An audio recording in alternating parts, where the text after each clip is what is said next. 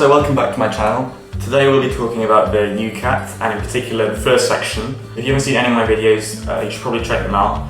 We're doing this sort of journey to medicine style channel where we go through each section in chronological order in which you need to apply to medicine. So we started off with why medicine, we've done selecting a medical school, work experience, volunteering, and so now we're going to move on to the admissions test, which is probably the next thing you should be doing in your application. There are two of them. You've got the UCAT and you've got the BMAT. The UCAT is usually the first one that happens. It's around July to September. BMAT is later on, and BMAT, there are two main sittings in September and October. So in the UCAT there are 5 sections. We're going to take the first one and talk about it today. So the first one is verbal reasoning. Now for those of you who've done UCAT practice papers, done UCAT mock papers, you'll know that verbal reasoning is a 21-minute section and you've got 44 questions. Now that means you've got approximately 2 questions per minute, and that's actually okay if you think about it. The reason being is the way verbal reasoning is set out is usually you've got one passage of text and you've got a question about that text. Now usually for each passage of text you'll have about 4 questions, which means actually you'll have about 11 passages of text. So in verbal reasoning you've got a passage of text and a question about it. Basically like comprehension. If you think back to prep school, if you think back to English language, GCSE, it's basically a comprehension. What happens in verbal reasoning is there are 11 separate passages of text, usually, and you'll have 4 questions on each. So while it is 2 questions per minute, once you've done the first question for a passage of text, the next 3 questions should be pretty easy. You've already seen the passage of text, you've already read it, and so you'll be able to do those a lot quicker. But let's break this down. So we're going to talk about some quick tips on how to help you with verbal reasoning. And one of the most important things is to read the key word. If you've got a passage of text and you've got a question, what you want to do is you want to find the key word in that passage and you want to just skim the paragraph. You don't want to take time to read the paragraph, read every single word, understand it, comprehend it, contextualize everything. You don't need to do that. All you need to do is skim the paragraph and find the key word.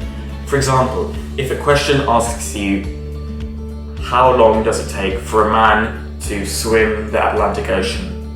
The key word in there is probably going to be Atlantic Ocean and also maybe swim, but mainly Atlantic Ocean. So you would search through the passage, you'd find the word Atlantic Ocean, and then you'd read around it. So you'd probably read the line before and the line after, and the answer is usually somewhere in there.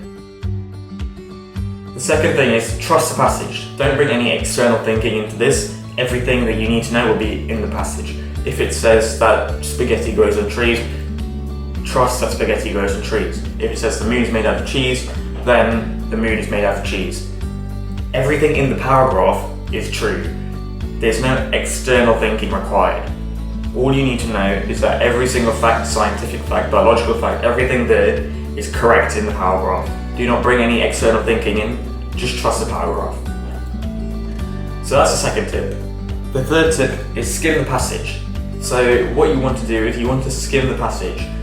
As we've said before, do not read it and break it down, just skim it. Take about, I'd probably say 10 seconds or under, just to look through it. Briefly, quickly skim every line, understand what it's roughly saying, the key parts of it, what's the structure of the paragraph, what's the structure of the passage, and just skim it very quickly.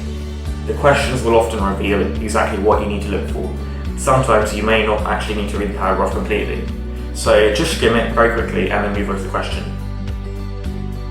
In verbal reasoning, there are also 3 main styles of questions. You've got a true, false, or not enough information style answer. You've got an inference from the paragraph type of answer, and you usually also have a conclusion type of answer. Let's run through these 3 styles very quickly. True, false, or not enough information. This is a question which will say something like, a golf ball has a total volume of 50 centimeters cubed. True, false, not enough information given. All you have to do here is check the paragraph and see whether the fact they've given you is correct, not. Is correct, if it's incorrect, or if they haven't given you enough information to do the question. So again, what you do in this scenario is you look for golf ball, volume, and look for any numbers really in the paragraph. Quickly skim should give up one of those options. Usually a number will stick out most blatantly to you. Check it, if it's correct, tick correct, if not correct, not correct. If you can't find anything, remember the UCAT is all on a computer, so you have a flag function. I would say not enough information given, flag it and quickly move on. Don't spend a lot of time. If you can't see anything, just give no information given, flag it and move on very quickly. You've got a lot of questions to get through, and if you have time at the end, you can always go back to your flagged questions and review them. The next style is inference. So what can you infer from this passage of text? What can you infer about retirement homes over the last 5 years in this passage of text? This inference question is usually difficult because the problem with it, it's not outlined exactly. True, false, no information given, there will be a line stating this. That's not the same in inference questions. Inference is almost getting a sense of what you can tell the author is trying to tell you. Whoever's written the passage of text will most likely be trying to convey a message through the passage. And the skill here is being able to infer that message having just quickly read the paragraph. Now, it's not easy to do this. You need to be really skilled at skim reading, and the best way to do this is getting books, news articles, and just skim reading them and trying to see what the author is getting across. That's the best way to prepare for an inference question, and pretty much in the exam it's all about just skim reading it quickly and getting what the general message is. True, false, yes, no answer questions, they're the ones you should be going for because they're definitely going to be in the passage somewhere. They're the easiest to get marks of. Inference questions are slightly harder because they're more sort of outside the box, contextualizing, and it takes a lot of time. So I would really go quickly, maybe skip those, do the true, false, yes, no answer questions, do them first, then come back and review all the harder ones. The final one is conclusion. It's similar to the last one, inference, but it's a little easier. Conclusion is you can usually see that an author who's writing an article will conclude their article. Usually it is done towards the bottom of the article, towards the end. An author can, however, start off by saying something like, the economy in Greece has been an issue for the last 10 years. That's probably going to be their conclusion, and it might give that as an option. So I'd probably check the start and the ending. It'll usually lie in and there somewhere. Look for words like as a result, therefore, in conclusion, in summary, finally, those kind of ending words. Look for those words because a conclusion usually follows those, and that's how you do conclusion questions. So those are 3 styles, and that's how to tackle each of them. We'll go through some examples at the end, which will have more on one of each at least. So the next thing to think about is individual answers. Remember to move on from individual answers. Don't get stuck on them. Don't try and get a mark on every question. If you've got a question that's really hard and you know you're not going to get, move on. Don't spend a lot of time thinking about it. Don't spend a lot of time trying to get the exact right answer. For example, if it's a conclusion question and the answer is A or B, don't go through C and D. If you're sure it's A and B, tick it and move on. UCAT is time pressured.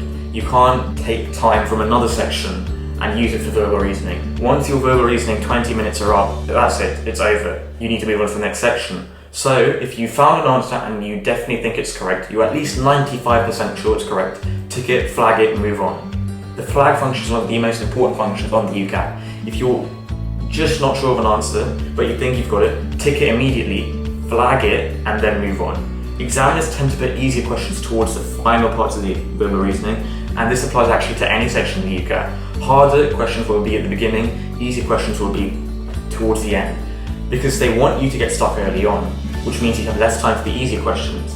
Which means when you start your section, if you see a question and you know, okay, this is a really hard question, it's really long, remember each question is worth 1 mark. There's no point thinking about this question for 10 minutes. You've lost 50% of your time on the verbal reasoning.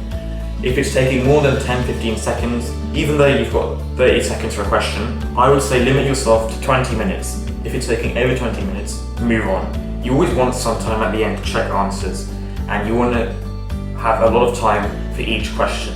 So if you've got 20 seconds for each question, that gives you enough time to get the easy questions right and to have a good go at the hard ones. As well as this, you've got time at the end to review any questions that you flag. So make sure you move on. I cannot stress this enough. It's one of the areas where people go wrong in, and it's why people get low marks in the UCAT. Time management is so important. When you're doing mock exam, make sure they're timed. There is no point doing an untimed mock exam. Even if it's the very first one, you need to time yourself strictly as you would do in the real exam. Every single mock exam you do, every single practice session you do it timed, I'd say. Once you've got the hang of each section, which will probably take a day or 2, after that, start timing. Timing is probably more important than your actual skills in this test. But if you don't manage your time well, you're not going to get good marks. So make sure you have time management up and down, and that's the most important skill, I'd say. So make sure you've got that ready. The next thing is extra questions. This is really annoying, and it's a really easy way to lose time, lose marks. make sure you understand the question when it says 3 statements here are true, select the one that isn't, or all the options here are correct except. So they're not asking for the correct option, they're asking for the incorrect option. They may ask for the correct option by saying all of these are incorrect except. If you don't read this negative word except apart from one of these, if you don't read these negative questions, if they're saying except, they don't want a correct answer. If they're saying all options are correct except, they're not asking for a correct option, they're asking for the one that isn't correct, the incorrect option. Not only will you lose marks, you'll lose a lot of time. 3 of the options are correct, so if you start looking for correct options, you'll find a lot of them that are correct, so you don't know which one to pick. And that's going to take a lot of time, and you'll start panicking and getting confused. If this does happen, make sure you've read the question. Have a go at the question again, look at the question. If it has a negative word, make sure you understand what the question is asking for. Is it asking for a true statement, a false statement? Is it asking for a conclusion? What is the question asking for? And they will throw in these negative words as a way to sort of test your understanding of the question and test whether you're reading it before doing the answers. So do read the question, make sure you understand the questions. The final thing I'd say is flags. And flags are really important. We've spoken about them a lot in this video, but please remember to flag questions. If you're stuck on a question, if you don't know an answer, if your question is taking more than 15-20 seconds, flag it and move on. At the end, if you stick to your time management, you will have time left over. Just because if you stick to 20 seconds, you will have time left over. You'll have about 7.5 minutes left. That's plenty of time to look over those harder questions. When you're reviewing flagged questions, you can sit down and you can think about them without panicking. You know that you've answered all the questions and you can finally critically analyse them. Harder questions take a clearer mindset almost. If you're panicking about doing easy questions, if you're panicking about the next question might be easy, should I move on, should I not move on, you won't be able to properly analyse these hard questions. So I would definitely recommend flagging them, coming back to them once you're sure you've answered every question that you can. So always flag questions. So that's it. Those are all the tips that I've got. So we're going to go and do some mock questions now, and I'll give you time to look over these and maybe make your own answer, and then I'll run through them quickly on my own, and so tell you exactly how I'm doing these. So let's go. All taken from the UCAT Consortium, and that's the UCAT's official website. These are all rated to 1 paragraph. In the real exam you'd have 1.9 minutes to do this, I've calculated. I'd recommend taking 1.5 minutes in fact, so you've got enough time at the end to review any questions that you flagged. You'd probably have about 7 minutes to do that. So that's enough time for you to review any flagged hard questions. But yeah, in terms of timing, I'd recommend 1.5 minutes for 4 questions. Today, because it's a mock exam, I'm going to give you 2 minutes for each. So hopefully that's enough time. And then after that, you can listen to how I would go through it, and I'll take you through the exact steps of what to do. So let's start off without any further ado. So I'm going to give you 45 seconds for the first question, and then for the second question 25, third question 25, and fourth question 25. The reason for that being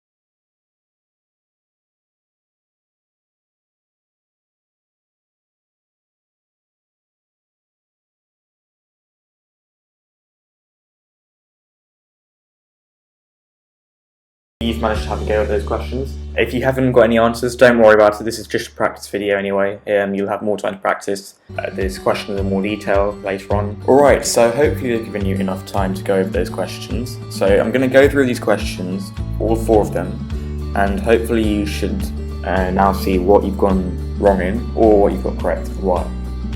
So just quickly before we go through these, the first questions had it cut off, but in the second, third and fourth questions, you can see exactly what I'm talking about when I'm saying flagging. And it's very much just this little button here, and you just click this, and once you click it, this question will appear flagged. So when you come to the review at the end of your UCAT, this question will show as a flagged question, and there's an option to review all flagged questions, which means you can come back and hopefully you'll have enough time to look over these again. So the first question anyway. So you've read the passage already. Now from skimming it, what can you pick up from this passage? So you can tell this passage is it's an explanation passage. It's talking about rope, the types of rope and how they're made or what their functions are. So it's very much sort of DIY, something you'd get when you're reading up about something. Reading up about how chairs are made, which chairs are good for which functions, maybe reading up about televisions, which televisions are right for your house, which ones are suitable for a certain room, for certain parties, events. So it's sort of very much not a persuasive or fictional paragraph, it's a non-fictional paragraph that's giving you a lot of explanation. And just by skimming that, you should be able to see that. There are a lot of sort of italics here, showing that these are technical terms. You can see that towards the end they've got bullet points, so it's clearly very sort of to the point, concisely written, which is often good. It gives you a lot of facts straight, and it's not much sort of literary writing involved. So it should be easy to at least comprehend, and therefore easy for comprehension. Now the first question, which of the following can be deduced from the passage? So this is sort of basically a true-false question, just worded differently. Which of these statements is correct? And the important thing here is can be deduced from the passage. So that suggests that it can only be deduced from the passage. Some of these statements might be correct, they might not be correct, but they have to be proven correct by the passage. This basically means that certain sentences, this means that the option must be confirmed correct by the passage. Some options may not be correct. Some options may not be in the paragraph at all, so they may be correct, they might not be correct. Those options are not what we're looking for here. It can be deduced from the passage, which means you can definitely check if it's correct by looking at the passage. So anyway, let's look at these options. Now immediately we can split these options into 2 sections. A, B and D are all comparisons between specific types of rope, specific fibers almost. Nylon, hemp, polyester. C is talking about double braided ropes, braided and stronger than laid. So C is talking about double braided ropes, braided and laid ropes. Now those are only found in these 2 sections, which means for option C, we need to look at these sections. For options A, B, and D, we would look at these sections. Now, what do you do first? Personally, for me, I would actually look at A, C, and D, just because this paragraph, these 2 paragraphs, are much easier to digest than these 2 paragraphs. They're bullet pointed, there's a lot more facts, numbers in it, so it's easier to understand. They're short, concise, and it's going to be quicker to go through these. So for me, I would personally ignore option C for the time being, and I would go for A, B, and D. Now let's look through A, B, and D and see what's involved in there. So A, nylon is stronger than polypropylene, which is stronger than hemp. So let's scan this paragraph. So let's see. So the first thing we can see is nylon is here. Now it doesn't give any comparisons with any other types of rope, but it just talks about nylon. Let's move on to polypropylene. Polypropylene is not as strong as nylon, so immediately we know that the first half of A at least is correct. This is correct because we can see here polypropylene is not as strong as nylon. Now we're also looking for a comparison with hemp. So we're looking at nylon being stronger than hemp. So now we're looking for a comparison with hemp. We're looking for polypropylene being stronger than hemp. Now hemp is not involved in these paragraphs, and if you look to the paragraph above it, which we skipped out, it's because hemp is a natural fibre which tends to shrink when wet and is prone to rot and degrade, especially when exposed to dirt and seawater. That's not necessary to understand in this option. However, this is where it's important. Synthetic fibres are generally far stronger and have a range of properties. Now, we know polypropylene, nylon and polyester are all synthetic fibres, and if they're stronger than natural fibres such as hemp, sisal and manila, we know that propylene must be stronger than hemp because propylene is synthetic fibre and hemp is natural. Therefore, this is also correct. What do we do here? So in the real exam, we would just tick A or select it and we would instantly move on. There's no point in checking B, C or D because we know the passage shows that option A is definitely correct. Do not waste time. This is a pretty easy question where you can get marks for. or 1 mark. However, we can now, because it's not the exam, I'll just go through the other options and explain why they're incorrect. So let's go to the next one. Let's go to polyester. So let's go to option D. Hemp is stronger than wet. So let's go to option D. Hemp is stronger when wet than nylon, which is stronger than polyester. Now we know nylon is stronger than polyester from option A, so that's correct. It says hemp is stronger when wet than nylon. Now we know natural fibers tend to shrink when wet, but that doesn't talk about the strength. We know synthetic fibers are far stronger than natural fibers. So this would, at first, it would seem wrong. However, it says when wet, so it's not the same situation. Let's see what it says about nylon when it's wet. It says nylon rope is strong, a lot of stretch, when it's wet it doesn't float, and can lose up to 25% of its strength. This means that nylon gets weaker when it's wet. However, we don't know that in getting weaker, that it gets so weak, it's weaker than natural fibers. For example, if nylon rope is incredibly stronger than natural fibers, losing 25% of its strength may still mean that it's stronger than hemp. If nylon rope is just stronger than hemp, losing 25% of its strength might mean it becomes weaker than hemp. However, we see the word far here. This really will imply that losing 25% of its strength may mean that it remains just a bit stronger than hemp. However, we don't know this is all down to interpretation and our own sort of impression, and the question states can be deduced from the paragraph. We can't really deduce this section from the paragraph because there's not enough information given to us really about how many times stronger synthetic fibers really are than natural fibers before they become wet. So this is probably incorrect. Let's move on to C. Double braided ropes are stronger than braided, which are stronger than laid. So let's take this in sections. Double braided ropes are stronger than braided. So where do they talk about double braided and braided ropes? That's the second paragraph here. So in a braided rope, 8 or more strands are woven or plaited together to form a smooth cylinder. The inside of the cylinder can be hollow or filled with another rope with different properties. For example, in a double braided, there may be a strong braid as the inner core, covered with a soft braid to make handling easier. Now, the difficulty with this one is, we can see that double braided ropes could be stronger, because it says there may be a strong braid as the inner core covered with a soft braid to make handling easier. But it says there may be a strong braid. The sentence says double braided ropes are stronger. It doesn't necessarily mean that they are stronger than braided ropes. It just means that they may be, depending on what the core is, depending on what rope you fill the core with. It could be stronger, it may not be stronger. So it depends. The second section, let's check out the second section as well. So braided ropes are stronger than laid. That's effectively what the second half of the sentence says. Now if we go back to the first section, we can see that laid ropes have strands which are twisted again in the same direction to form the rope itself. It talks about the number of twists in the rope may cause fibers to abrade and break, which may cause the rope to become weaker. Laid rope also has a tendency to untwist, which may fray unless the ends are bound. Now it says the makeup of a laid rope may weaken the rope itself. But again, it's not a clear-cut sentence. We really want the option to be clear-cut, set in stone, that it's definitely weaker than braided, or braided is stronger than laid. We cannot see that anywhere, so for this question, I would cross out C immediately. The final option, B, polyester is more elastic than nylon. So we know polyester is here. We can ignore all of this. It's always better than propylene, resistant to UV light, almost wrong, but not as stretchy as nylon. Stretchy basically means elastic, and it means polyester is not as elastic as nylon. Now the statement here says polyester is more elastic than nylon, so that's just factually wrong, so it's already incorrect. Let's just check the second half of the sentence, just to double check it, which is more elastic than manila. So manila tends to shrink when wet because it's natural, and is prone to rot and degrade, especially when exposed to dirt from seawater. It doesn't talk anything really about its elasticity, so just incorrect because we don't know anything about the second half of the sentence, and we know the first half is wrong anyway, so cross that off, and A is definitely the correct answer. Really by now, you shouldn't be doing this, you should just ticked A and moved on immediately, but yeah, in the exam scenario, if the answer was B, we would have had to go through A, C and D first.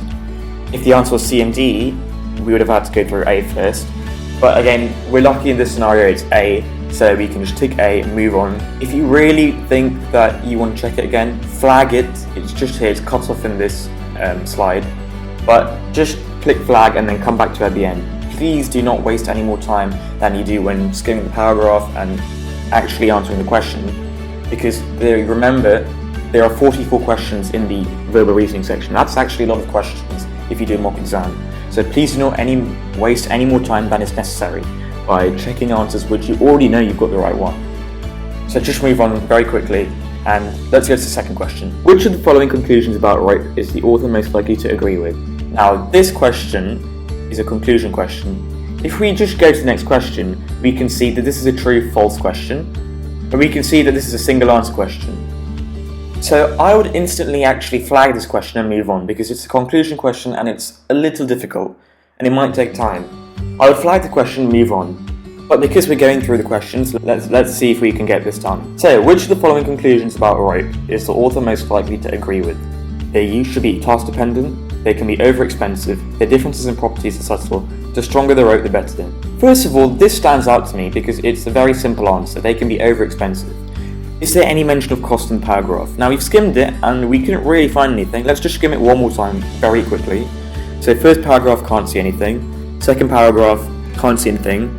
Third paragraph, can't see anything. Now the bullet points, first bullet point, can't see anything. Second bullet point, there's just one mention about it being cheaper here, but it's about one specific type of rope. It doesn't talk about over expensive, so ignore it. And the third bullet point, I can't find anything. So I'm going to eliminate B immediately, right there. And that's gone. Now let's look at A, C and D. So their use should be task dependent. This is a solid answer. Now a conclusion is usually found at the beginning of the end. However, this is a very different structured sort of passage. It's an explanation passage, it's sort of an information passage. You find it in encyclopedia, Wikipedia, those kind of things. And they don't really have a conclusion. And the question also states, which of the following conclusions about rape is the author most likely to agree with? It means the author hasn't specifically given or spoken about a conclusion, but based on the paragraph, what is the author most likely to agree with? And now, having skimmed the paragraph, I would think that A looks very good. The author speaks a lot about how ropes are made, and specifically what they're good for, what uses they're good for based on their properties. And that's a task-dependent graph, and I think A is a good option. However, I'm not sure yet, so let me move on to C.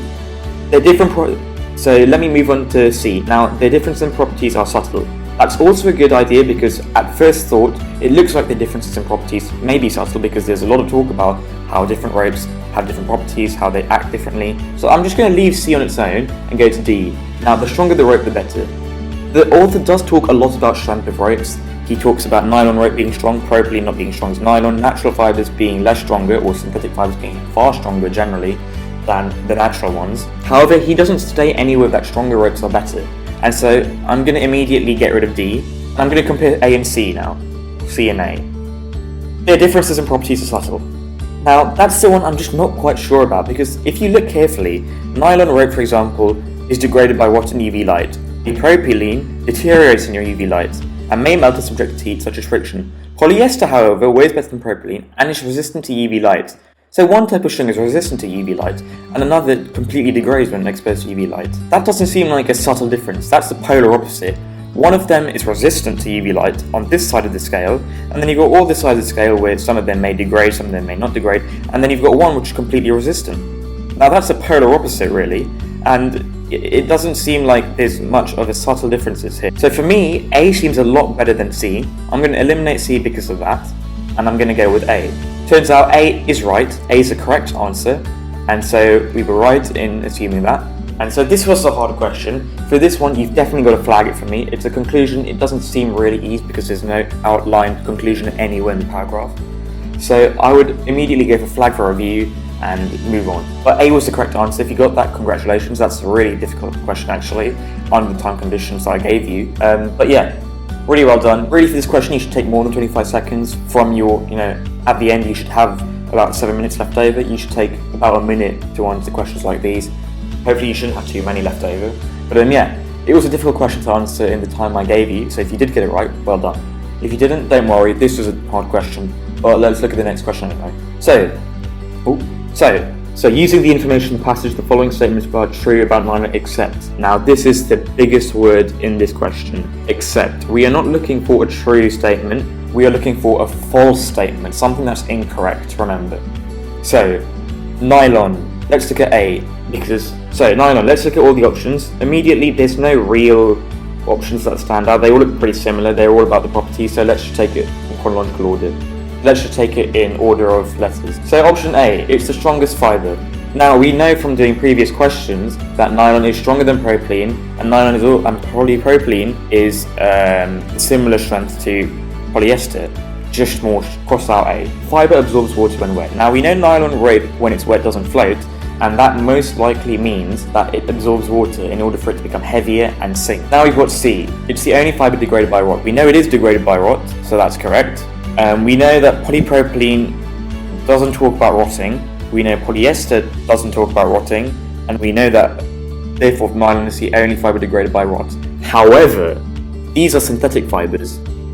Let's look at natural fibres. We know that natural fibres are also prone to rot and degrade. This means nylon isn't the only fibre that rots. Hemp, manila, sisal, all of these fibres, manila and hemp, they all rot. So that means C is incorrect and it's right. Let's check D because we have time to, but in the exam, move on immediately because that's definitely incorrect. So it's the right answer in this question's context. So anyway, D, the fibres are man-made. So we know it's a synthetic fibre, so we know it is man-made. It's not natural, it's synthetic. Synthetic we know means man-made. It's just another word for it. So you take that. Or rather, that's correct. So we know it's correct, which means it's incorrect. So let's eliminate it. So therefore, C is the correct answer. Really in the exam, once you've got to C, move on quickly. And if you've got time at the end, come back and check it. But we know C is right. We can directly disprove it. And so we know it's the incorrect option. Remember in this question, using the information passage, the following statements are true about nylon, except they've even bolded it for you. They want you to know that it's except. They don't want the true statement. They want the one that isn't true, the false statement, the one that is incorrect. So please remember that it's not the correct statement, it's the incorrect statement. But apart from that, it's a pretty standard question. You should have got that right, really. And time conditions wise, it's pretty okay. I mean, B was a bit iffy. If you didn't sort of understand that when it doesn't float, it means that it sinks, and that means it should really absorb water. It would have made it a little bit difficult. But C is definitely wrong. Even if you've got questions about B, you know C is definitely wrong because natural fibres tend to rot, or they're prone to rot and degrade. So it's definitely wrong. Tick C and move on. This looks like an interesting question to begin with, but really it's just simple. It just wants you to compare the properties and use them in a real-life scenario or situation. So let's look at A, nylon. Nylon is strong, a lot of stretch, which is forgive. Good. That's going to be useful for outdoor hammock. However, when it's wet, it doesn't float. Okay, we're not going to be hammocking, in the ocean or in the lake, so it shouldn't really matter. So just ignore that. And can lose up to 25% of its strength. That is a big issue. If it rains, if it snows, it's going to lose up to 25% of its strength, so we do not like that. It's also degraded by rot and UV light, rot from bacteria, any sort of precipitation, and UV light from the sun, so that's definitely wrong. We don't want that. Polypropylene. It's not as strong as nylon, but it's cheaper, good. Doesn't absorb water, good. And floats, sort of unnecessary, but okay. It deteriorates in UV light and may melt if subject to heat or just friction. Now we know friction by tying the hammock around trees to hold it up. That's going to be a big problem if it melts, because if we're lying on a hammock and it starts melting due to the friction, we're going to fall down because it'll come loose, and the hammock will come off and we'll fall down as well. Deteriorates in UV light, which is from the sun, so that's incorrect. We don't want that. We don't need that happening. In an outdoor hammock, we don't know what the weather's going to be like. If it does have sunshine, it's going to deteriorate, and if the sun is out, it will deteriorate, and if there's heat, it will melt, so we don't like that. Now the final one in the synthetic fibres sections, polyester rope. It does way better than polypropylene, which is excellent. It's resistant to UV light, excellent. Almost as strong, but not as stretchy as nylon. We can get around that. And it retains its strength when wet, but does not float. Again, we don't really need that. I would instantly look at polyester as a successful option. We know polypropylene is incorrect. I would think polyester is correct immediately. I wouldn't actually tick that and move on. There's no real negatives about it, and I would go on with the questions. Natural fibres, let's just check. We know sisal, hemp, they're all natural fibres. They tend to shrink when it's wet, such as manila, and be prone to rot and degrade, especially when exposed to dirty and seawater. Now, there's going to be a lot of dirt outside, there's going to be seawater, so dirt and those kind of things, dirty things, are going to be exposed to our hammock, and we don't want it to rot and degrade outside, so sisal is incorrect. Again, with this question, I would have just selected polyester and moved on. If you're not sure, flag it again. Use this option, it's really useful, flagging, so please use it. And that's pretty much all there is. If you've got any questions about any of these ones, please do get in contact with me. Let me know in the comments below. But But these were all pretty easy questions, to be fair. I think the only difficult one was question 2, the conclusions one, which I'd have flagged and moved on. But yeah, I think options. Yeah, I think at any score, 3 out of 4. If you've got your UCAT coming up, I think a score like 3 out of 4, 4 out of 4 is very good. If you're just trying out, I think 2 out of 4 is very good as well. But yeah, this is really very subjective. Depends on where you are in the UCAT in terms of how you've done on these questions. These can all be found on the UCAT Consortium website. I'll link it down below, as well as all the other resources I used. So yeah. Right, so we covered all the practice questions, we've done the mock questions. I'm going to link all of the resources down below. So that includes the UCAT Consortium website, Medify, any other resources that I can think of that are helpful. Please do let me know if you've got any questions about the UCAT, about verbal reasoning.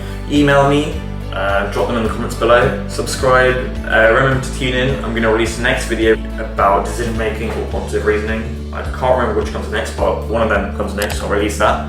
And if you want me to talk about anything in particular, anything like personal statement, interviews, email me again, put it in the comments below if you've got something coming up, if you've got interviews coming up. I'll be happy to talk about that. I'll make that happen very soon as well. But yeah, that's pretty much all there is. I hope you enjoyed the video. If anything's unclear, again, comments, email me. Yeah, I hope you enjoyed the video. Tune in for the next one. And thanks for watching pretty much.